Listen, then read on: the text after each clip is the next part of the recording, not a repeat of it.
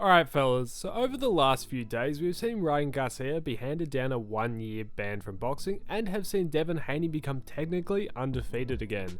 This is all of course a result of Ryan Garcia testing positive to a banned substance in the fight in which he versed Haney in. So with much going on at the moment, I think it's important to have a look at how he ended up in this situation, what's going to happen because of it, and everything that's going on and how it will impact their division.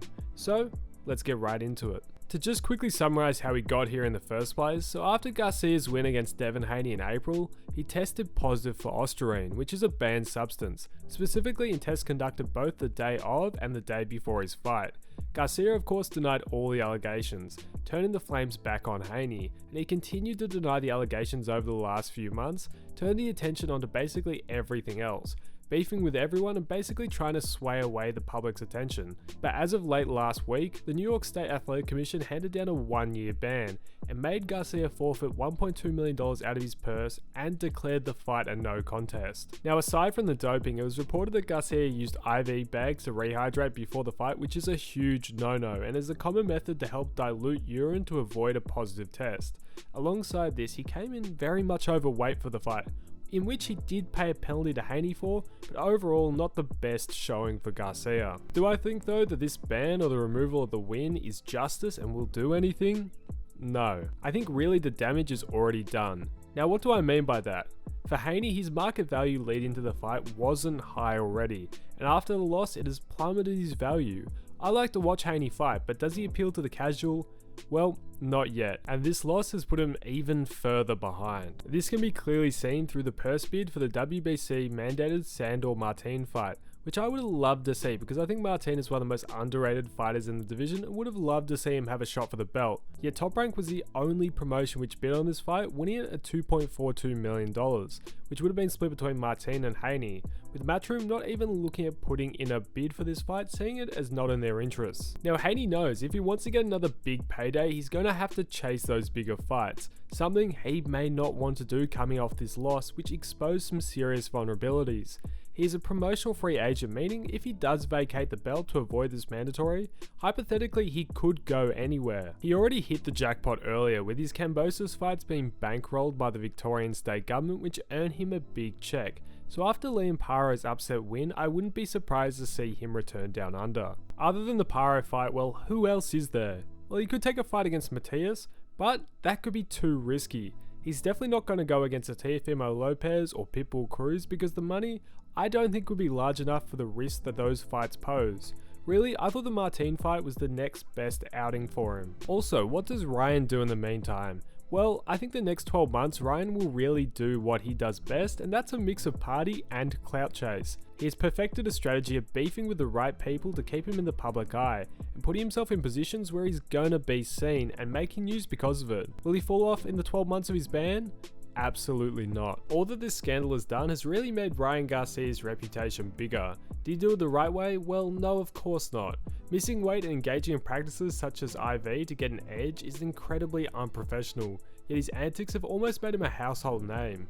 Going into whatever fight he has next, there'll be a mountain of hype and he's in the driving seat for whatever that next opportunity is. If you think in the perspective of the casual fan coming out of this scandal, I don't think many of them are going to tune in for the next Haney-Martin fight, but you can guarantee that they're going to tune in for the next Garcia fight.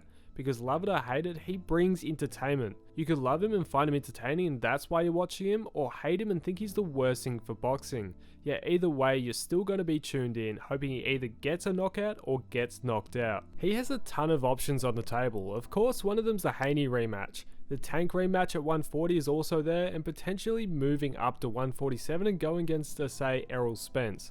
Or, even though very unrealistic, a crossover UFC boxing fight against, say, a Sugar Sean. What will be next? Who knows, because really it's hard to predict the next 12 months into the future of Garcia's career because it seems to be changing dramatically by the week. Athletes are always going to look for ways to bend the rules, and this includes Devin Haney. The California State Athletic Commission are currently looking into how Haney came in way over the legal hydration percentages for many of his fights since he got that WBC 135-pound belt, and how many of them should have been cancelled. Although it isn't doping, I think it's important to see how most athletes are looking for that rule-bending edge. Yet back onto the main topic, I think doping is a real problem which plagues all sports and will always be a problem. The way that we approach the topic of fighters who get caught doping is an interesting one. I think depending on the fighter's response to these allegations, it can really make or break their careers. Look at Conor Benn for example. He was caught doping, and because of his plainly stupid excuses he made up and his bad media tour, his career went and took a massive hit and he made himself look like a fool. While in comparison, Garcia has almost shrugged off these allegations, and I think the ban won't have an overarching impact on his career. Garcia was always known as the social media champion prior, and he originally gained a lot of his clout through social media, while other fighters like Haney took the traditional fighter route and he looked for all the belts.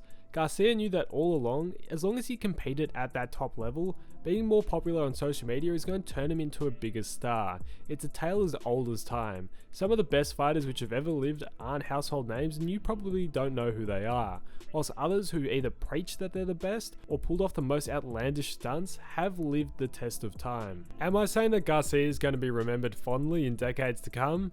I don't know about that. But Garcia is definitely not the first or last fighter who will get pinged for doping allegations. Many great fighters have been suspended for doping and have still gone on to have massive careers.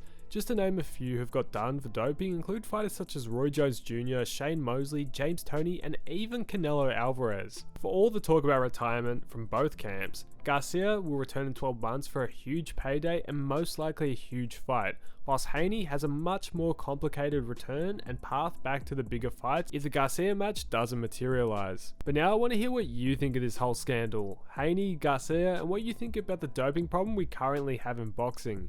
Yeah, just quickly, if you've never heard of me before, my name is Cloister and I make boxing content to help keep you updated and informed. If you enjoyed the video, it would be massively appreciated if you consider liking or subscribing. Anyways, thanks for watching and I'll catch you in the next one.